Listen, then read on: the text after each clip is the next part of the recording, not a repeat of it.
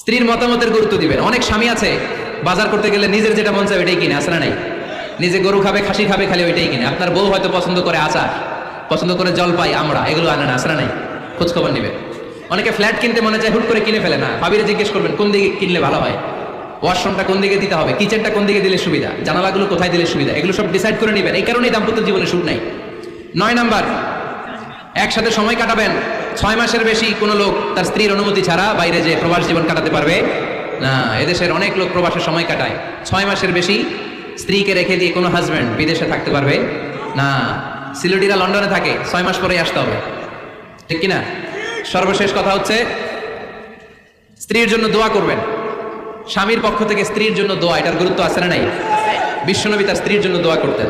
স্ত্রীর জন্য দোয়া করবেন, রব্বানা হাব লানা মিন আজওয়াজিনা ওয়া যুররিয়াতিনা কুররাতা আ'য়ুন